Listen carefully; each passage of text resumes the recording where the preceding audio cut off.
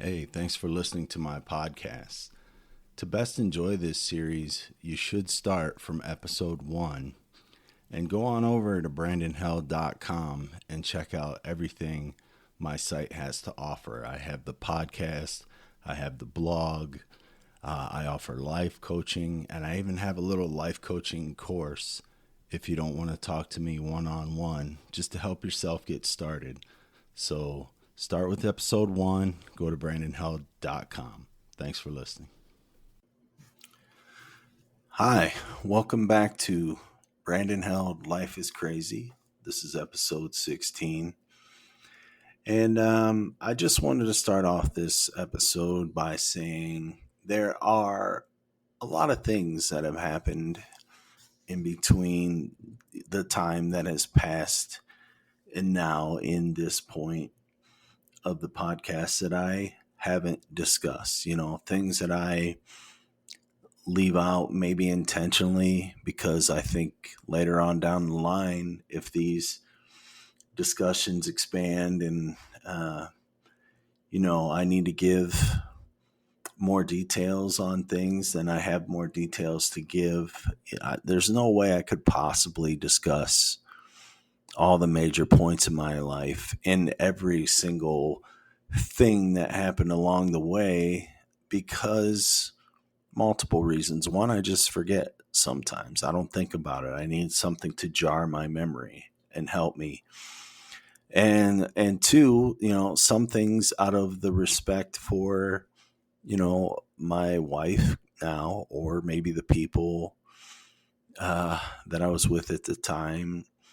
I don't want to air all that dirty laundry because it isn't just me. It's them. It's their life too.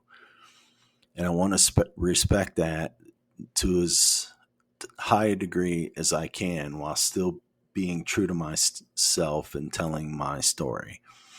And again, I want to reiterate that my story is exactly that. It's my story. So everything I'm telling you is from my point of view, and it's the way I recall it and see it in my memory. And that's the position I'm telling it from. So anyone else that has anything to do with me in life, maybe they have a different point of view or they have a different story for our relationship or the same incident or whatever the case may be. That's their story to tell. That's the way they see it. So I'm not going to, say anything is wrong with anyone else's story or anyone else's point of view, but I'm also going to defend mine. I'm going to defend my own because I'm being 100% honest here, as I try to be mostly in life.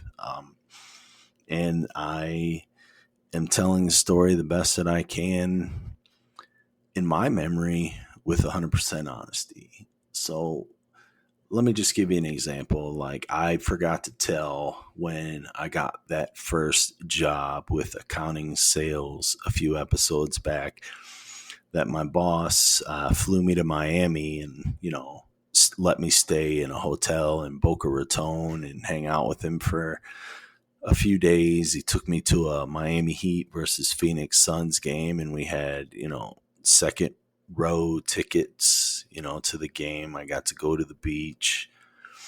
Those are the kind of things that I could tell you that happened at that point, which is kind of significant. It's the first time I ever got to go to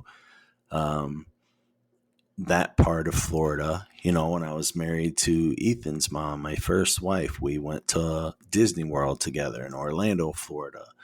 I didn't tell that part. There are just things I just haven't told because, I don't think about it and I just forget, which I guess is the same thing. And some things just I feel it's not my story to tell. I wouldn't mind telling everything. My life would be an open book. I don't plan on putting a podcast out about my life if it wouldn't be an open book, because it is, because I don't claim to be a perfect man. Not even close. I've made mistakes. I've made bad decisions and bad choices.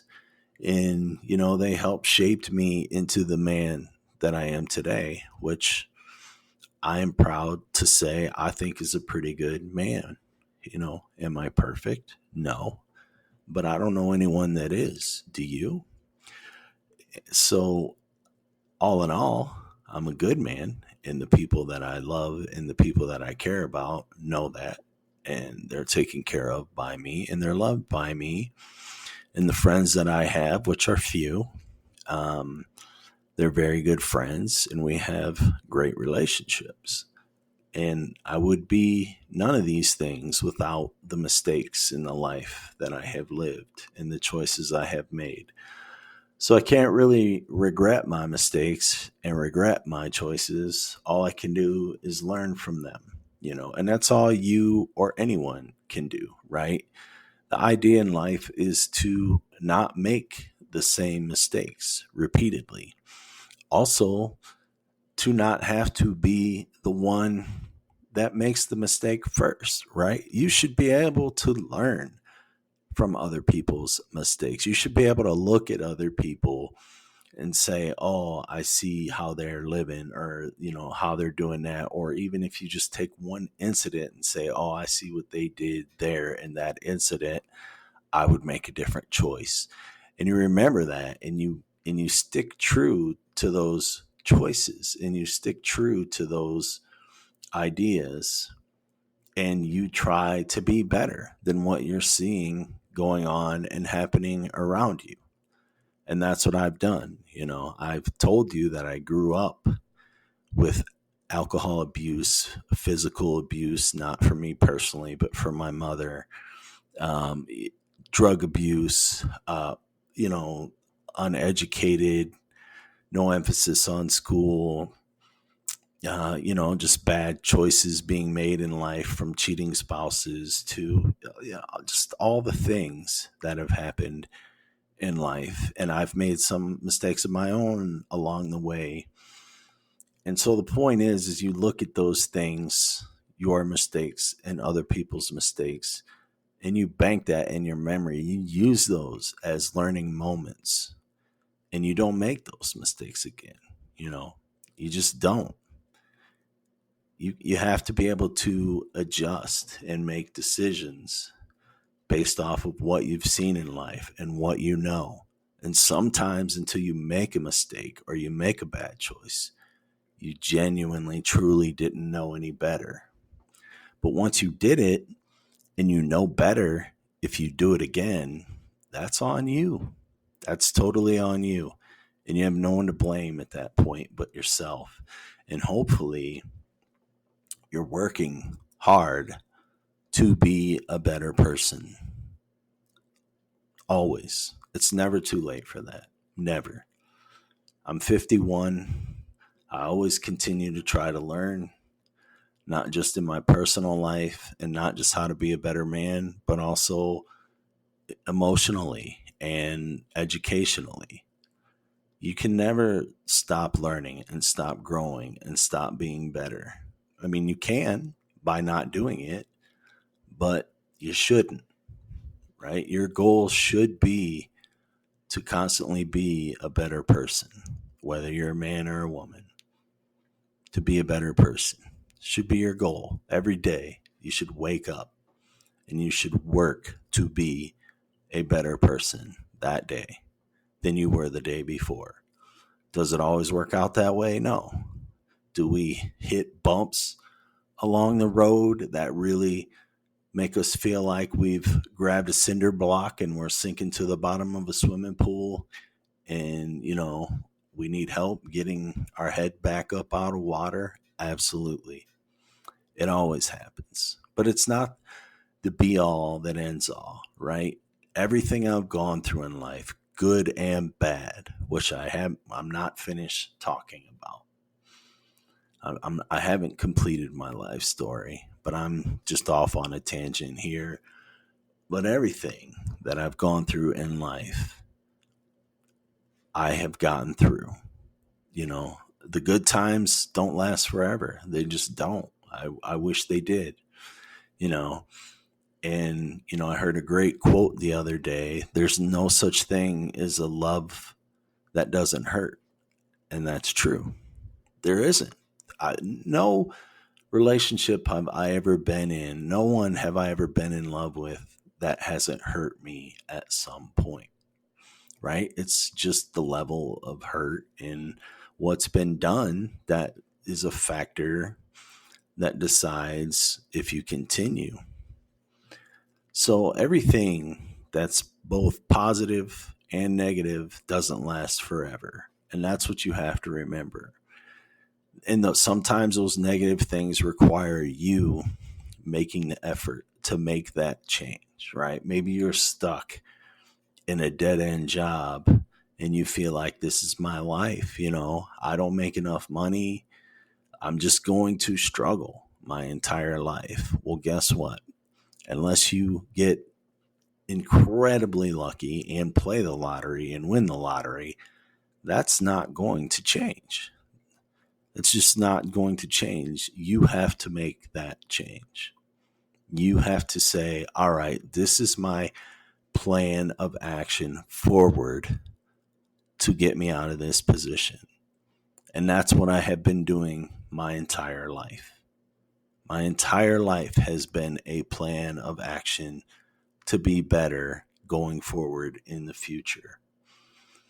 And that's the plan you need to have. That's the life you should be striving for. And trust me, if you do, you'll be better for it. You'll be happier. You'll be more proud of yourself. Other people, will love you and care about you more because you're a good person. Who doesn't love good people? Good people are worth loving. Good people are worth keeping in your life and taking care of. And that's why I said, I only have a few good friends because, the few good friends that I have are really good people, and they're worth calling my friend. Outside of that, I've had a lot of people that maybe in the past I would have called friend or acquaintance, and they never escalated above that level for whatever reason. Maybe they've betrayed me. Maybe I've seen signs in them as a person. This includes women I've dated that, huge red flags. You can't just ignore what people say to you just because it's not about you, right? If someone comes to you and they talk shit to you about this person or that person, or do something in front of you that, is all good and funny because it's you, but it doesn't affect you or hurt you, guess what they're doing when they're not with you? They're doing the same thing to you. They're talking shit about you. They're doing shit behind your back that negatively affects you. And you can't overlook those things. You can't ignore those things. Right? So these are all things you got to think about in life. Surrounding yourself with good people is incredibly valuable. It's incredibly important because if you're a good, caring person, like I believe that I am, the people that you are surrounded by, that you love and care about, are going to have an effect on how you feel day to day. They just are. Unless you're some type of sociopath that can just ignore how your loved ones feel, how the people you care about feel, it's going to affect you one way or another. It can be a good effect. It can be a great effect. If you're married to someone who is really good to you, or your kids are really happy with you and they show you love and they show you caring and they lift you up, it makes your day better. It makes your life better.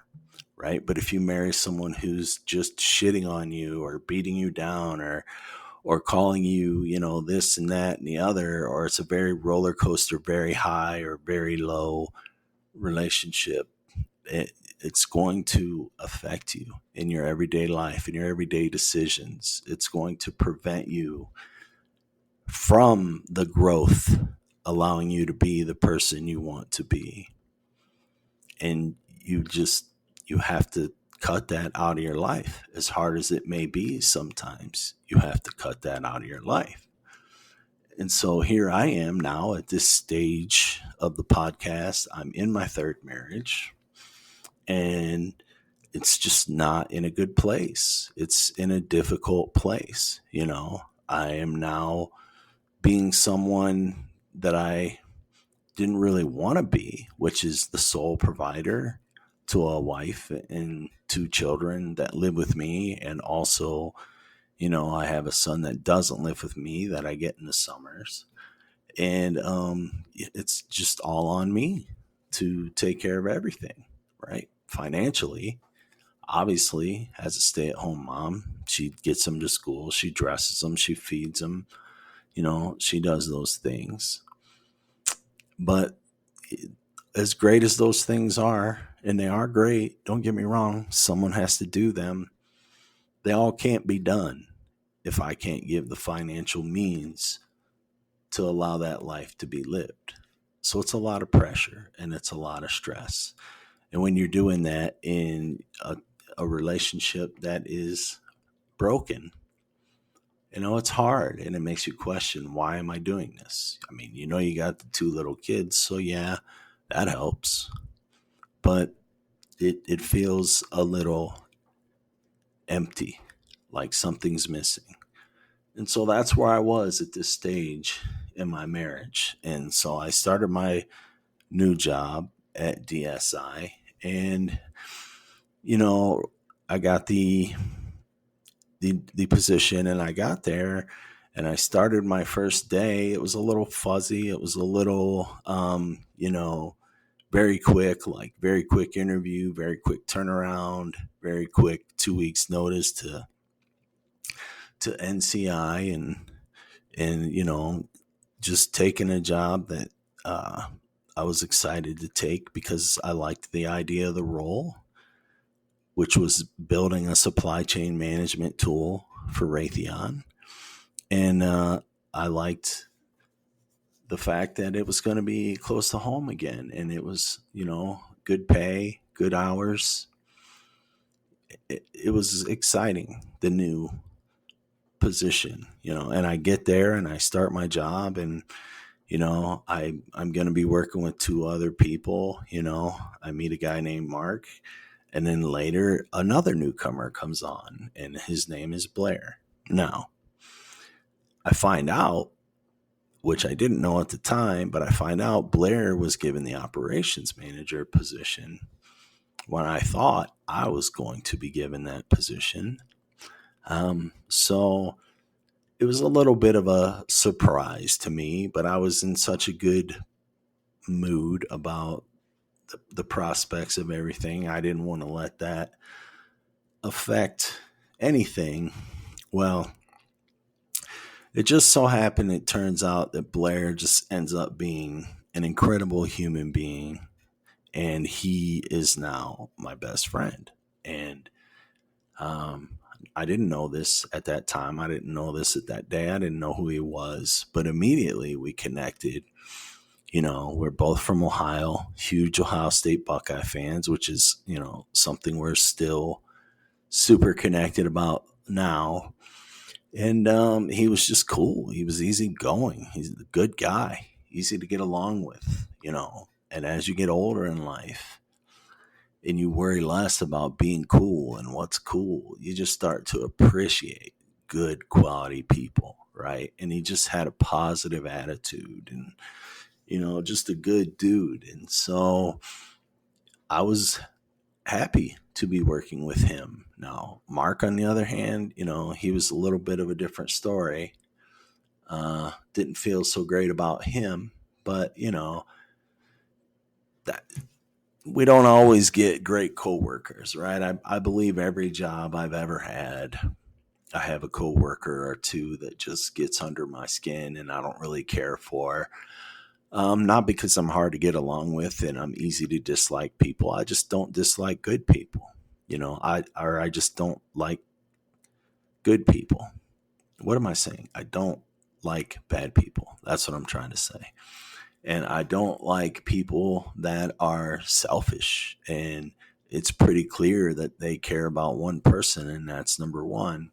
Even in a work setting, you should care about your coworkers. You should, strive to get along with your coworkers. And it's another place where you have to compromise in life, right? You can't just be you and think about you and only worry about you, because people aren't going to like you. And, while being liked by people isn't necessarily the goal in life, getting along with people is, because it just makes your life easier in many ways. Being stressed and arguing in just bad emotions, bad feelings, because you're around someone you don't really care for and you don't like, that's tense, that sucks, right? But if it's people you can get along with and just be, cool with and amicable with, and exist together, you know, that's so much easier. It's such a better environment. And, and then if you can even grow into some type of decent friendship, even better, because you do things for each other, you help each other out.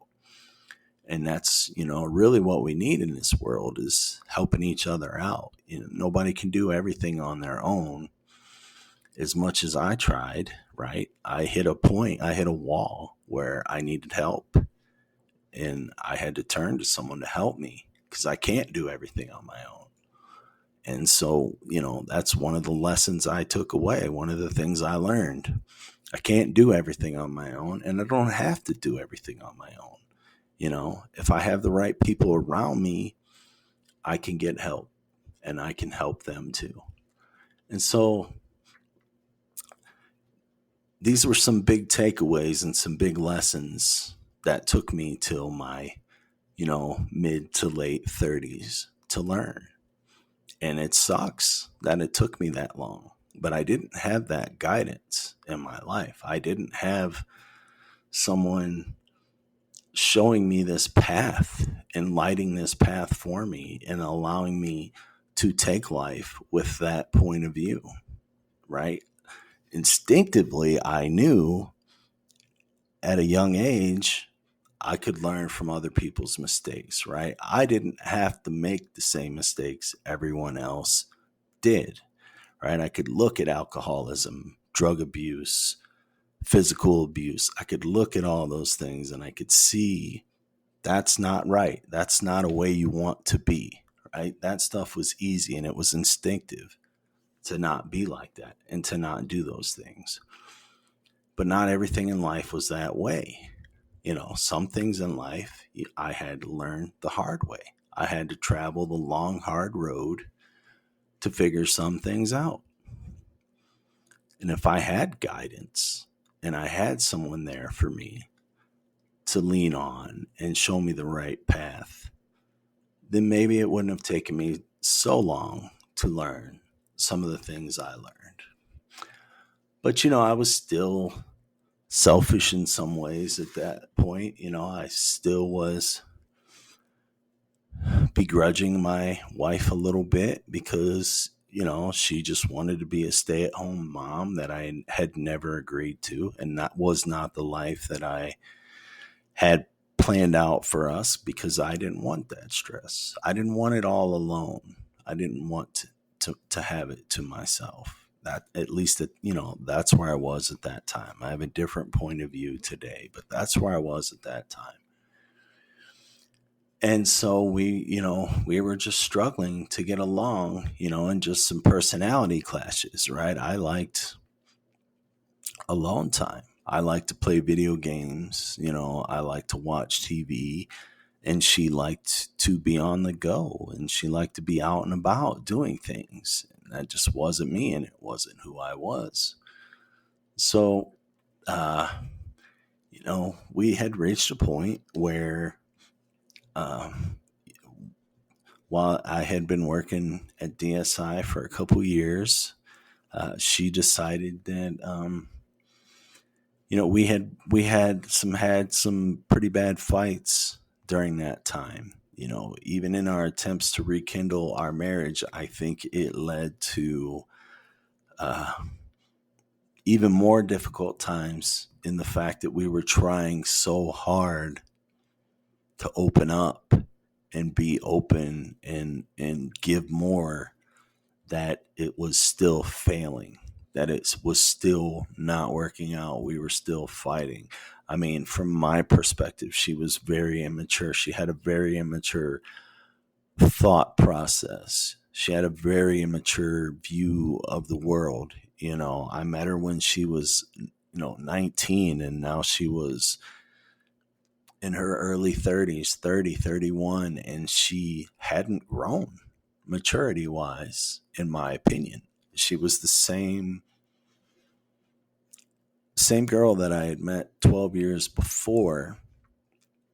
And it was tough. It's tough dealing with that. It's tough coming to that realization of something that you think is just naturally going to happen, right? You meet someone when they're young and you think they're naturally going to mature. They're naturally going to become a more evolved, better person. And they just don't. They just don't. So it's hard to respect them. It's hard to see them as an equal, right?